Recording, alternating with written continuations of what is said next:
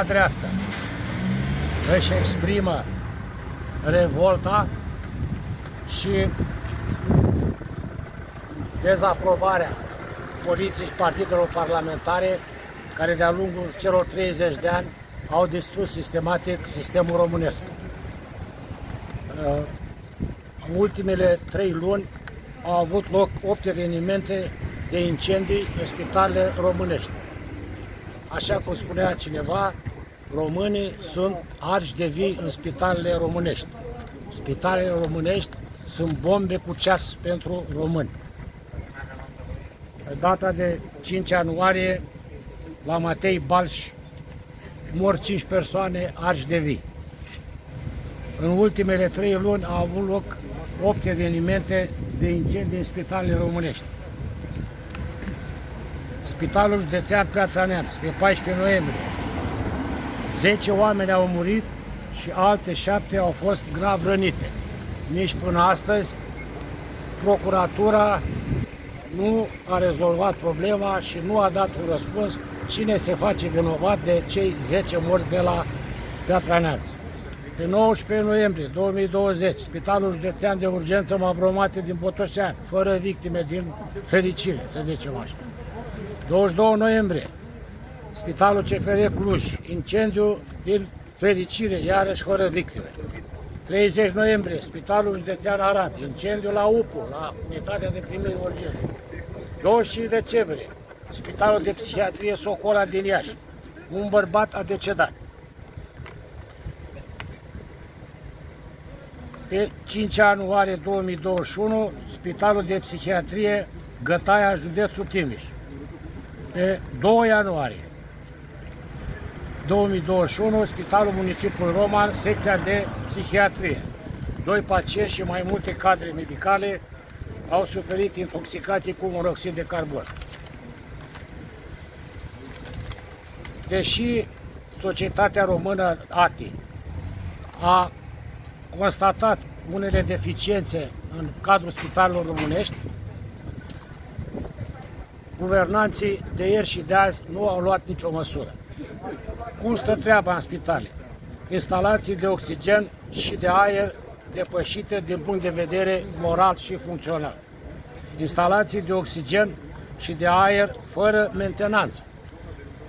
Nu există senzori de concentrație de oxigen în camere.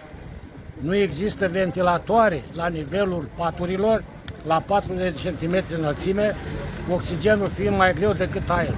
Deci aceste ventilatoare nu există și nu aerisesc camerele unde se la terapie intensivă.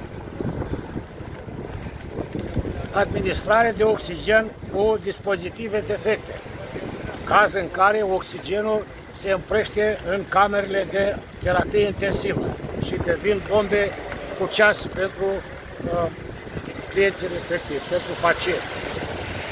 Aglomerarea din spitalele COVID face ca instalațiile să fie depășite, recurgându-se în acest motiv la extinderi improvizate, fapt care determină scăparea de oxigen în camerele de terapie intensivă. De asemenea, se constată că în toate spitalele din România au înlocuit modelele de gresie cu linoleum, au înlocuit pereții cu faianță cu diverse substanțe care ard la oxigen și din aceste motive spitalele românești sunt bombe cu ceas și românii, ca dovadă a evenimentelor petrecute, mor de vii în aceste spitale. Partidul Noua Dreaptă își exprimă revolta față de partidele parlamentare care timp de 30 de ani n-au făcut nimic, au distrus sistematic sistemul de sănătate românesc, iar nu mai spun de inițiativa criminală a Partidului Național Liberal, care după 2012 a desființat 160 de spitale românești, fapt care a determinat plecarea a multor medici din România, asistente medicale, personal medical și astăzi în spitalele românești duce o lipsă gravă de personal medical. Ce va determina să veniți aici, estimate domn?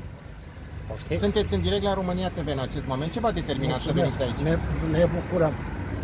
Am venit să aducem un omagiu celor care au murit în spitalul Matei Balș și să urăm familiilor, să transmitem familiilor durerea noastră și condoleanțe pentru pierderea. Ce le transmiteți autorităților? Vă așteptați să-și dea cineva demisia?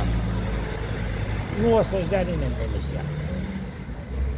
Nu o să-și dea nimeni demisia, pentru că ei au ajuns la putere prin manipulare, prin propagandă, așa, și nu o să-și dea demisia. La Colectiv a căzut un guvern. De această dată nu mai este nimeni nici în Piața Victoriei, nicăieri. Nimeni nu mai cere, nu mai protestează. Păi nu protestează pentru că n-au protestat nici când le-au vândut pământurile, n-au protestat nici când le-au vândut terenurile, n-au protestat nici când le-au vândut aurul, când le-au vândut petrolul. Mai aveți încredere în sistemul sanitar din România? Încredere, da. În medici? Trebuie să avem. Deși și în sistemul sanitar există niște probleme, în sensul că foarte mulți medici sunt sponsorizați de întreprinderile farmaceutice. Acolo este camera, dacă aveți să-i transmiteți un mesaj Ministrului Sănătății, Vlad Voiculescu, sau domnul Arafat. Domnul Arafat n-am nimic să-i transmit, ministrului Voiculescu să-și dea demisia cu tot guvernul și cu Iohannisul lor în frunte. Vă mulțumesc că ați văzut așadar, doamnelor și domnilor. Așa să ne ajute Dumnezeu.